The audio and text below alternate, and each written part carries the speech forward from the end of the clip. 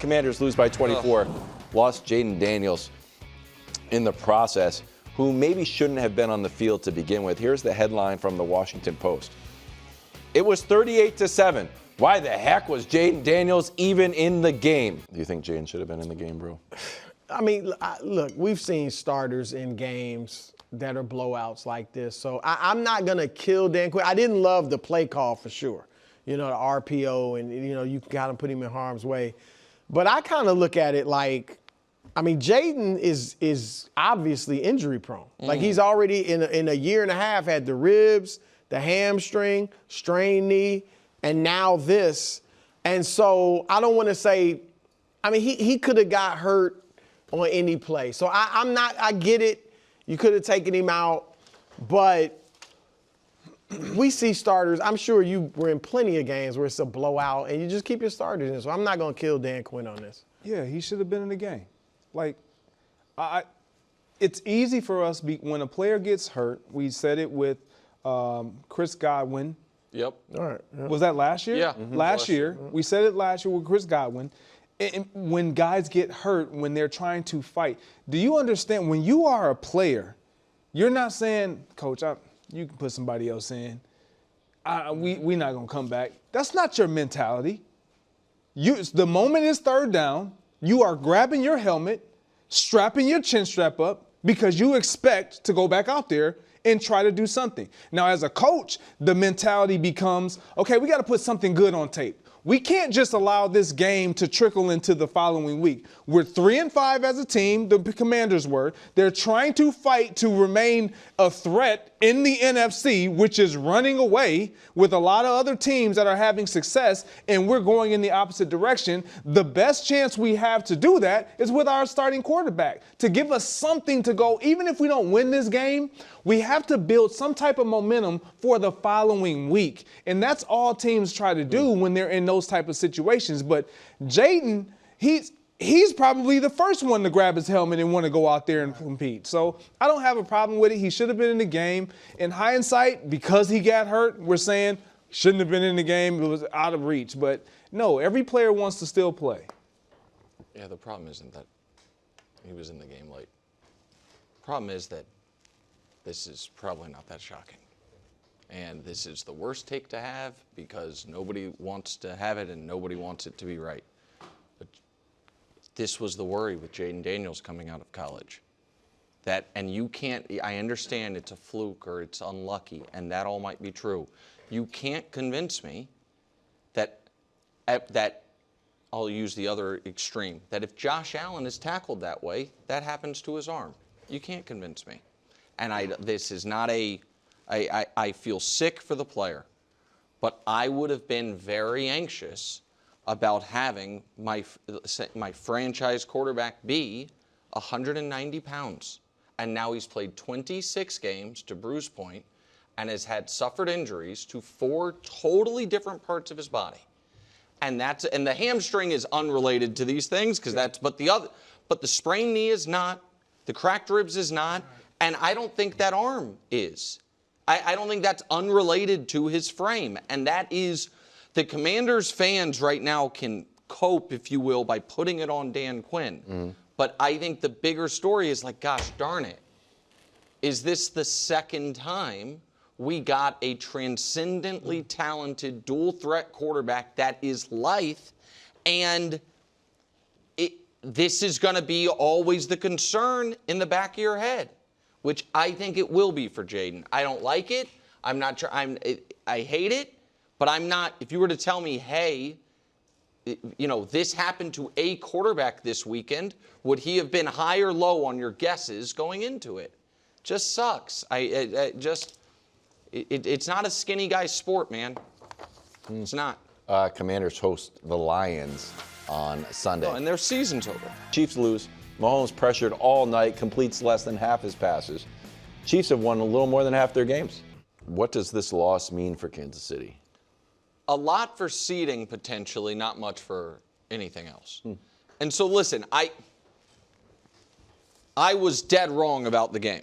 I bet the game. I included the Chiefs in picks, not because I thought the Chiefs were going to change their general philosophy with Buffalo in the regular season, which is be very vanilla offensively and try to use it as an opportunity to win, but also gain as much information as possible. I thought they would do that, but I thought even in doing that, they'd be able to move the ball because the Bills' defense had been so bad.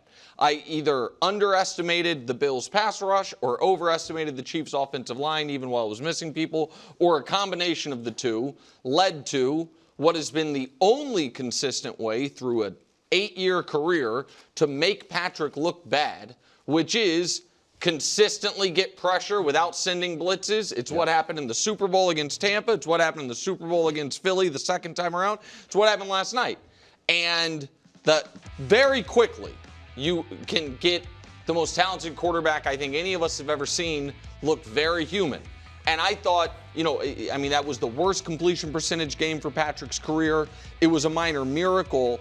They had the ball down 7. I'm not talking, Brew, with 20 seconds left. I'm talking about with 7 minutes left. Right. And a chance to, all right, go get the tie and see what happens. And 3 plays into that drive, or 4 plays into that drive, he threw a pick he didn't have to throw. Like, Patrick was hurried and off all game.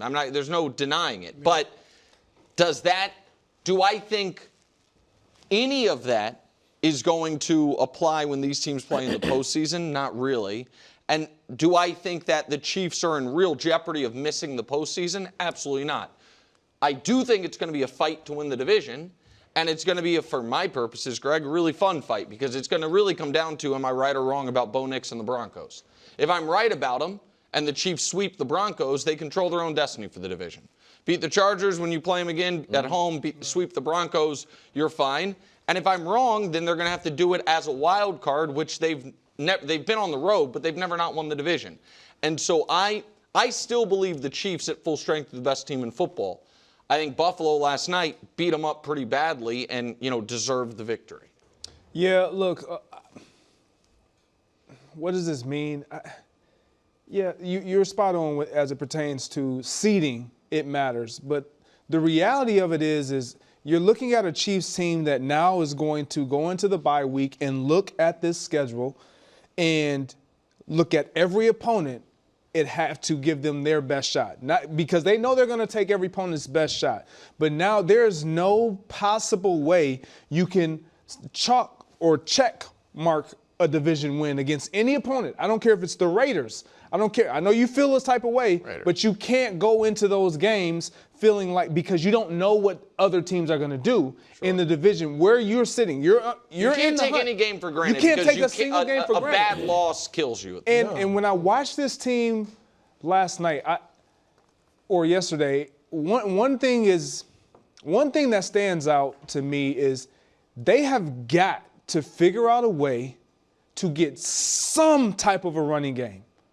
Some type of a running game. That's where the Bills have been terrible and they couldn't take advantage. Some type of a running game, because everyone knows, even 4th and 17, everyone believes and feels, I don't care how you feel about Patrick Mahomes, watching that game, you feel like, okay, if there's anybody that can get this, it's him. Mm-hmm. But when you watch them play, you feel real good when he turns around and you hand that ball off right now. If you're the other team. If you're the other, because you don't feel like they have anything going behind Patrick Mahomes. That's the one thing that will change how defenses have to play them.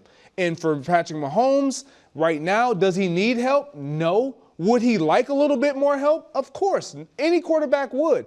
And if I'm Andy Reid, I find a way to do something, whether it's via trade, whether it's I don't know how we're calling these run plays, but I got to get more production in the run game because I know we said Xavier Worthy and Rashee Rice and all these weapons open everything up, but that running game, just having a semblance of running game, will help them tremendously. That's interesting. I think 2 things. One, and Mahomes alluded to it, the room for error is dwindling badly. Like, they don't have much room to look, 4 or 5 wins, 6 wins will get you in the playoffs, but I'm just saying they don't have any room for error anymore. So that's number 1. 2, I am wondering, look, they've looked great, and I've thought in the previous weeks they're the best team in football. But they are 1-4 against winning teams with winning records. If you want to throw in Baltimore, 2-4, But that is also, and I talk about their defense improvement, and it has. We don't know how good it is or we'll get. But at that point, it had not yet turned the corner defensively. So that was maybe a different Baltimore team. But they also, Nick, last year they were 11-0 in one-score games. And everybody talked about them eking out these games. This year they're 0-4 in one-score games. So I'm wondering, we'll see. Because 4 of their 8 games remaining are against teams with winning records.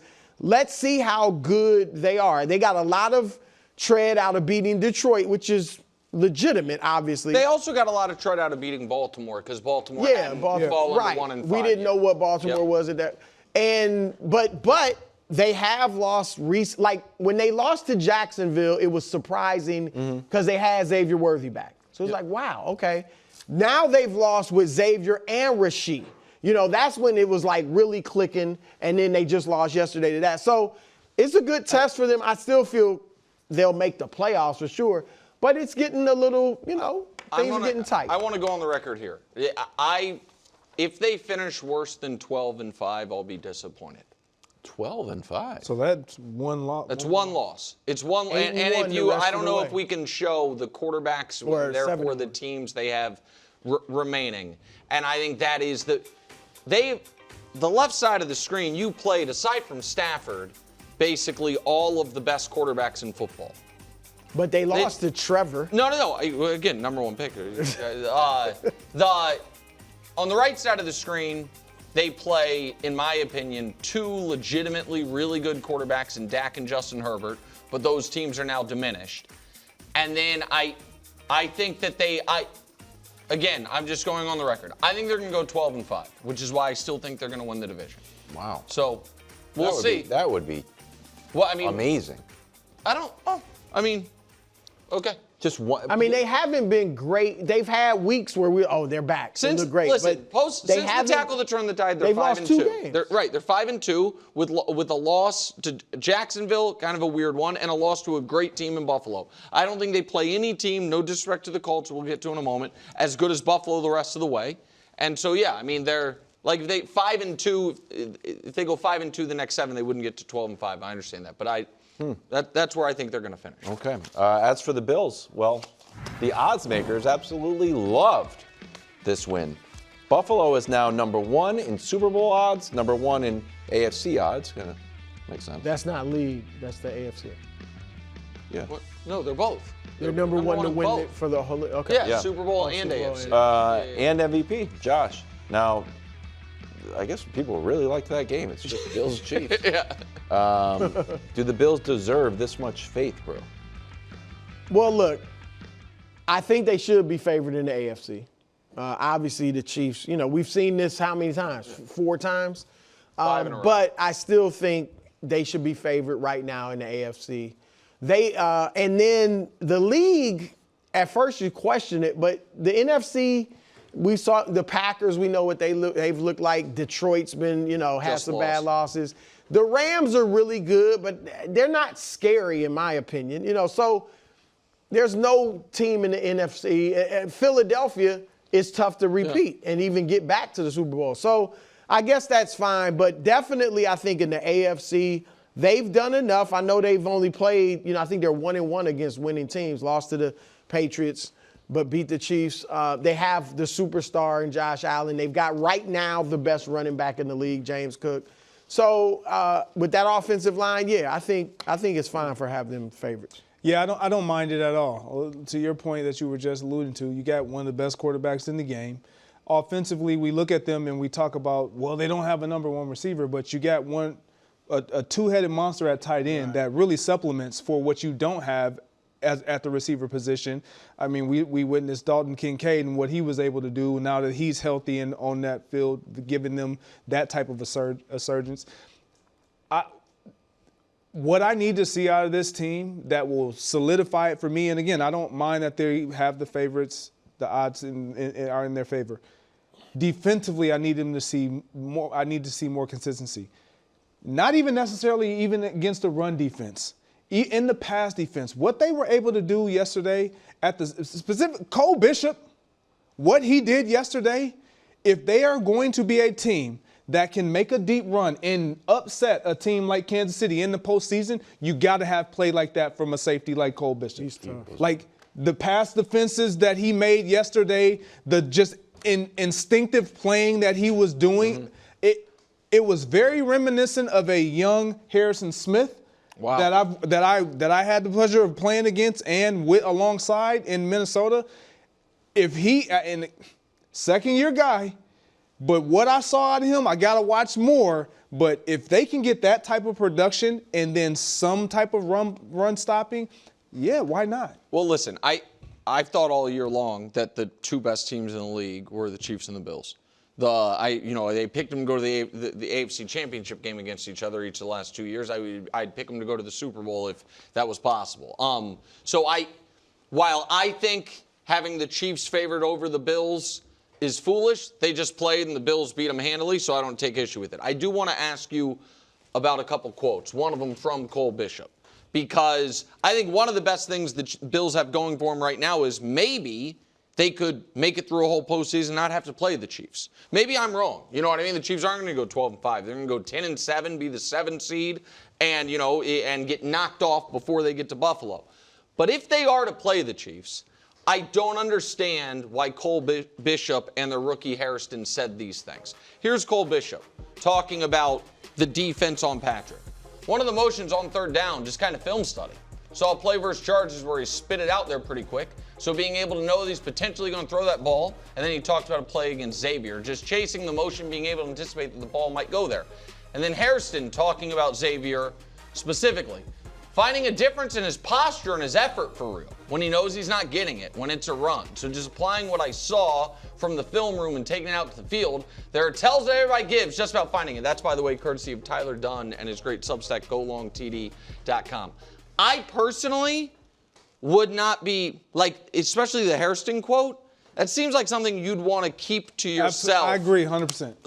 100%. If it's a tell. That 100%. disappoints me that they Look, said that. there was a time where, I'll give you guys a quick story. We played the Atlanta Falcons. I might have shared this with you guys before. And I came in and I saw something on film, and I'm like, guys, I don't care what you looked at all week. I got it. At 2 yards, they're in either cover 4. At 4 yards, it's automatically cover 2. I watched every single game, every single snap. I knew it. I didn't have to see nothing that the safeties did. I told everybody in our unit room. We went out there, we torched them. Never said anything to anybody. That was the playoffs, though. Had I saw that in the regular season, knowing how good they were, knowing we had the potential to possibly face them in the postseason, which we did, I would have never said that. I would have never disclosed it. And I disclosed it to the Falcons defense. What if you had played them in the playoffs each of the last 4 years and they'd beaten you every time, and it was because it was a different game plan in the regular season and postseason? So when you're dealing with young guys, this is what you're going to get.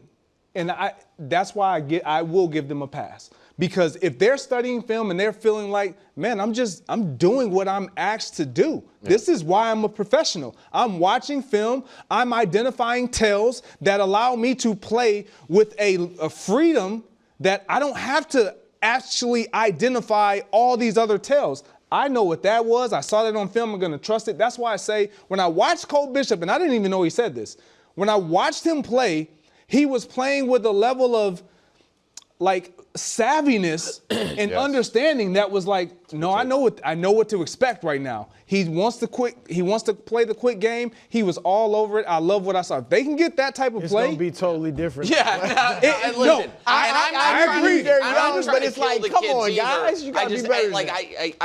I think it's a mistake. Yeah, I don't think it's. I think they mean well, but I think it's a mistake. I took that on its face of Xavier Worthy not giving up on plays, but just. But now Xavier knows that's discipline. Right, but I guess that's not that's 101, isn't it? Look like you're going to get the ball. Well, it's not like advanced. A lot of people study other people, and they forget to self-assess oneself. And you got to always understand that if I'm identifying tells of someone else, what are some tells that I may be sharing or putting on display for others? I do it in flag football, just for the record. Okay, good. Just the kid that's very all like this. He's getting the ball. Greg, rough day for you, guy. Daniel Jones turned back the clock on his microwave and his I knew career. you thought he was him. 3 passes to the Steelers, lost 2 fumbles.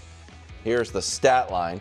Threw the ball 50 times. Yeah. 342 yards against Yeah. Steelers. A passer rating down at 64. Greg, did the 5 turnover day shake your faith in Daniel Jones? So I'm gonna say, it did not shake my faith. We can't have that.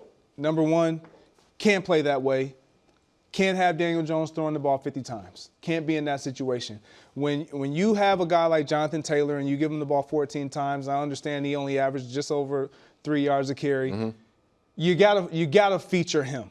He has to be he's the catalyst behind this offense. Daniel Jones has been playing great. Yes, was he pressured? Was he under duress? All these things. And it was a terrible game. I'm not going to excuse it. I do believe this is not what we're going to see moving forward. What I will say is if you are an opponent and you are playing against the Indianapolis Colts, this is how you beat them. Because if you can get to Daniel Jones, it's not just about pressuring him because he's always been under pressure. You have to get to him. If you get to him, he's been known to fumble the ball when he gets strip sacked, throw interceptions, different things like that. I'm not worried about it because I believe that he's in a place in his career where he doesn't believe that's who I am because of what I have around me. And so I believe in that, and I believe in him. Daniel, we've been through worse. Yeah, that's true. You darn right about that. He's interesting because I don't feel like this is typically a game where whether it was Darnold or Geno a few years ago, we would have said pumpkin mode.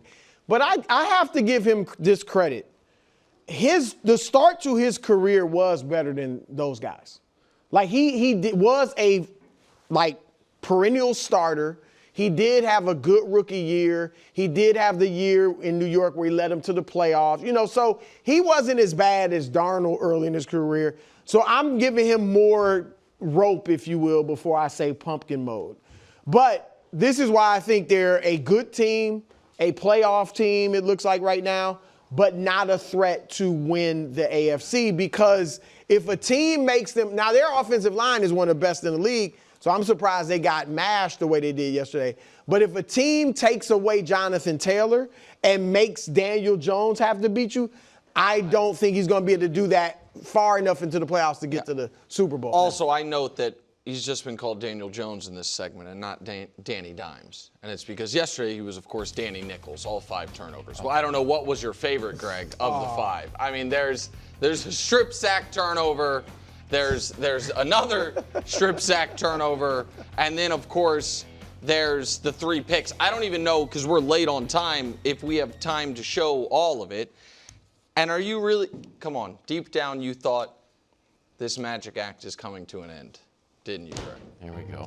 Oh, I watched this. You were watching? You were watching? No. You were watching this and you were like, oh. Is it going to come this quickly? This bad? You wanted to continue to believe, but deep down you knew it couldn't possibly be real. It feels like so pure and innocent. Like this is what it's supposed to be. All this right what now. Are you talking Just knock them off. But in your heart, you're like, no, this is sleight of hand. This can't be. I know better than to think the Daniel Jones-led Colts have a better offense than the 07 Pats, than That was a lot. Than the 2018 Chiefs, than the greatest show on turf. That Daniel Jones deserves a spot on Bruce's ballot. You knew that couldn't Take it all away. That couldn't be reality. Whoa! You knew it. Wow. You knew it had to be make-believe. Just excellent yet again. Absolutely.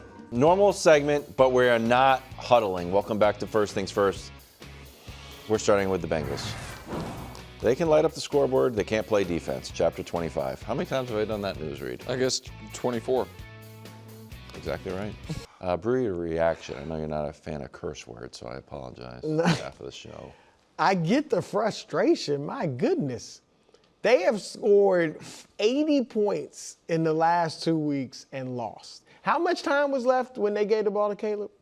35, 40 seconds? Or no, There's 3 touchdowns in the last, 100 seconds. less than a minute, for sure. You're just like, can you hold them for 40 seconds? No, or can't. whatever. Not And gonna obviously they can't. And so I get the frustration. I mean, Greg, you might have to speak to how that sits in the locker room. I think Jamar Chase had the standard answer of, look, I don't want players coming to me like catch the football or run the right routes or whatever.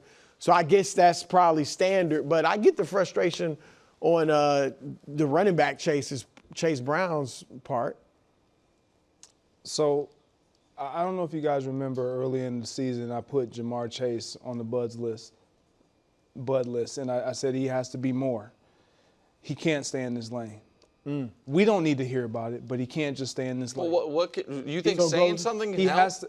Well, we hear about, sometimes we hear too much about these come to Jesus meetings or these players only meetings. That they are producing offensively. And it's something about either whether they need to practice against their defense in practice instead of letting the scout team do it. Let's give them some good looks. Let's give them these looks as receivers that they're going to have to go up against. As a quarterback, there's ways you can go about it. And if you are truly all about trying to win, you will exhaust everything. And I get the frustration. I've been there. I get the frustration. I'm not saying that you can't be frustrated. You don't have a right to be frustrated. Yes, but there's still so much season left. And you can win these games if you just get some more out of not only yourself, but others as well, specifically on that defense side of the ball. But, yeah, same old Bengals. Yeah, They're just scoring a lot of points. And listen, it would be disingenuous for Bengals fans or commentators to act like the season was lost because Joe got hurt. No, it was not. Yeah, they would be cooked with or without Joe Burrow because since they've gotten Flacco instead of Browning, they are getting, we can show you the numbers, peak Joe Burrow level production. Which does beg. Oh, my God. Fair question. It does beg. It is not a fair question. It has to be. Well, how do you don't even know what the question I don't is? need to know. How do you, Here's the you don't thing. even, you guys yelled at me. I It's haven't a even fair said the question. question. What, you guys don't know what the question's going to be? It's a fair Maybe the question. question's going to be, does Joe Flacco have a lot left It's in the weird. tank? Maybe that's the question. It's weird. Or the Is question it the is, system? the question, Or the receipt. They got two question phenomenal is, receivers. some of, not all of, some of the credit we have taken away from Jalen Hurts for his All-Star team Oh. and from Brock Purdy for the Avengers. Were we doing that while looking at the Bengals and being like, man, Joe Burrow, Mount Rushmore quarterback? And should we now, when we see 41-year-old Joe Flacco, who's eating at TGI Fridays by himself, having the time of his life, Locked briefly, in. locked in, going out week after week and throwing for 320 and 33 points a game and saying, maybe A little Higgins bit. and Greg, it's a Chase. compliment Greg, to the power of wide Browning receivers. did it a couple 2 years ago, we saw Browning do it. I mean, I'm just, again, I don't even, it's not a take I'm giving. It's a question I'm asking. Then let's move It's not on. an official take. It's not Good. a take. I would never sit up here and say Joe Burrow's a system quarterback. No. That's ridiculous. No. I would never You sit up didn't here and just say say, I would never sit up here and say Joe Burrow could leave the team and you replace him with a 40-plus-year-old who was bad for the Browns and they wouldn't miss a beat. I wouldn't say that, but I do No. turn on football on Sunday and see it. Yeah. I wouldn't He's not say saying it. it. I'm a Burrow guy. Everybody He's not knows saying that. I'm just Just so happens that Joe Burrow threw for 470 yards. yeah. It just looks a lot like last year's Bengals, is all I'm saying. Except the. Not saying it. Thank you, Wildes. You get it. I wouldn't say that. I'd look No, ridiculous. I'd Joe look Burrow's one of the best stupid. quarterbacks. Now, Jalen Hurts, system guy. Exactly. Of course. Oh, Jalen Hurts. On the Bears side of things, Caleb had 3 touchdowns, caught one too. Here's his record this season. This might be a little dirty pool if Danny was out here. Well, you can't take out two Well, of the games now. Well, how about Yeah, two? How about two of the actually, games you against can. terrible defenses? Okay, well, He's cooked Bottom some up, two and then the rest he doesn't. So that's what I'm asking. Did this game change your view on Caleb, or it was like, hey, you're the Bengals. If Joe Burrow played his own team in the scrimmage, and we should also include after the Bears blew this, and then Caleb made They did. a huge play at the Yes, end. yes. Like if people didn't watch, it was an amazing final drive for Caleb. It changes nothing for me. nothing. Now, look, Caleb is on the right track. I don't know where that track will end, but I think he certainly is on track to being like a good, solid quarterback. Oof. The question is, can he be he's expected to be a great, transcendent quarterback. I'll just stick to great. I'm kind of come off transcendent. But I saw nothing yesterday to move me in terms of, he's going to be a superstar. I saw nothing because he was great, but it was against the freaking Bengals. But if he wasn't great, wouldn't it have moved you negatively? Yeah, it would have been a problem. Yeah. So but, like that. But I mean, no he win. did this same thing against Dallas, and then had 4 straight bad games. Like you saw it, 7 touchdowns, no picks against the 2 worst defenses in the league, 5 touchdowns, 4 interceptions in the remaining 5, 6 games. But Brew, isn't one of the knocks on Caleb too high and too low, a little emotional within the game? To me, that last drive spoke a lot. It did. Because that would have been It was- worse but loss than the Hail Mary loss to blow a 14-point lead with 2 minutes left to that team, and for him to rally them and they score a touchdown. I thought it was a huge good. It was moment. nice, but does it convince you he's going to be a superstar? No, but I thought he was going to be good. But Like it he showed me enough to it think moves he's it going in to the be good. right direction. It's a positive step. It was a good game, but I mean, I want to see it. He's done it twice. I thought Dallas, he's cooking. All right, here we go. And then he has a bunch of 70 passes. I do want to see more.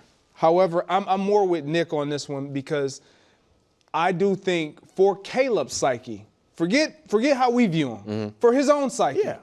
you need to remind yourself that I can do this.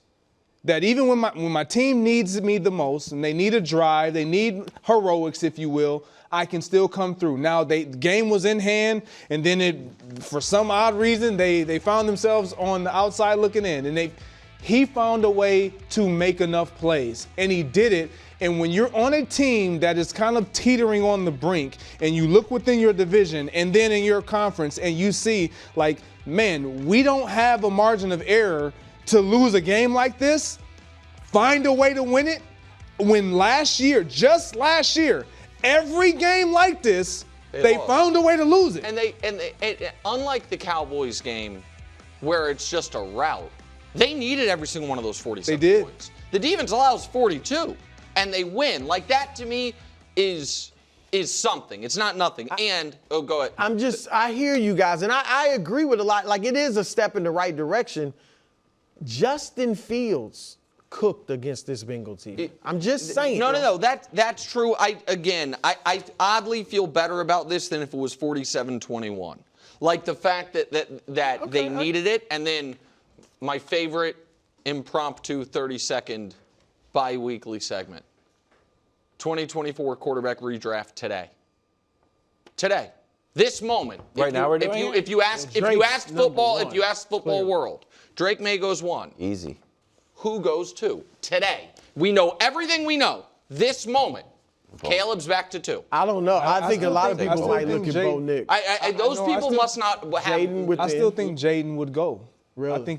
I still think he would go second.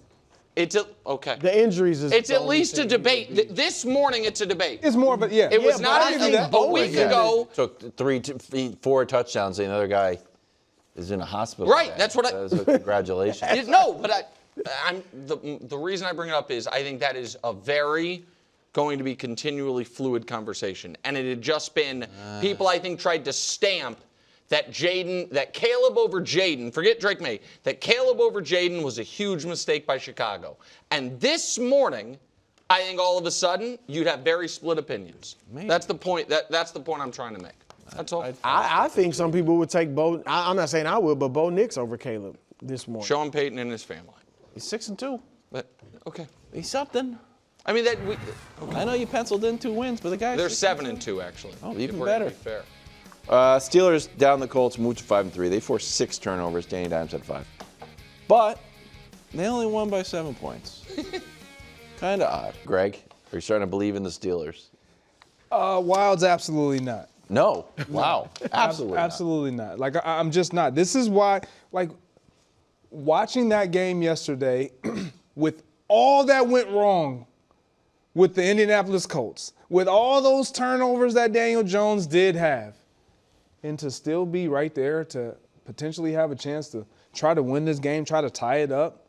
Like, I get it. The Steelers, they got after Daniel Jones. Yeah. They showed flashes of, man, they can get to the quarterback. TJ Watt is alive. This defense, oh my goodness, they can stop the run. They can do some things, but how consistently can they do it? And is it sustainable, or is it enough if we don't give you 5 more opportunities offensively? Because if memory serves me correctly, you have a team that you root for that when they played them, they gave, was it 5 turnovers? 5 turnovers. It was 5 turnovers. We were driving to win the game. My point. And so you can't win games when you're playing against teams who aren't going to turn that ball over like that. And I don't believe that New England, if they were to play them again, I don't think you get 5 turnovers. And if you play the Indianapolis Colts, I don't think you get 6 turnovers. So can you really win those games without? I give them credit for winning, but I don't trust this team because if they don't get those turnovers, they don't win these games. That's a fair read. I think you guys are being a little harsh on the Steelers. And I got Baltimore winning the division. Why? Steelers just missing the playoffs. Because I think Baltimore is that good. And the Steelers are what I thought they were. But, I mean, they forced those turnovers. The Danny Dimes and Wright, they didn't just give them the ball. Muffed punt, they were forced turnovers. Yeah, I mean, they hit hard. That's what the Steelers do. The Steelers, I should have picked this as an upset alert, obviously. But, I mean, this is why Mike Tomlin's never had a losing season. He has consistently, year after year, gotten them to win some games they shouldn't win. That's right. They haven't had a great quarterback in years, and Rodgers is playing the best they've had in years. Mm-hmm. I'm just saying they are what I thought they were, about a 9-win team, maybe 10 wins, and will finish just outside the playoffs. But I'm not going to – like, they got 2 of the best wins in the AFC So you don't believe them in the Patriots? Well, no, I've never believed in them. I mean, as far as winning – Just wanted to make But I'm just saying, the Patriots and the Colts are 2 of the best wins. Just very quick. I think you guys can all be right on not believing in them. It doesn't actually matter that much. Here's the point I'm trying to make. Believing in them is a conversation about, like, can they do damage in the postseason? Yes. For Brew's purposes and the Ravens' purposes, it's simply an arithmetic question, which is how many wins are they going to get? Yes. And so whether it was a fluke or not, that's a super damaging win to Baltimore. Because that's a win, if you guys are right, the Steelers had no business getting that they got, and now it's, you know what I mean? And so the spread stays 2 games when I think most people thought it was going to be down to 1. That's the problem for Baltimore. Thanks for watching. Subscribe here to get more from the show and to check out clips from other shows on FS1.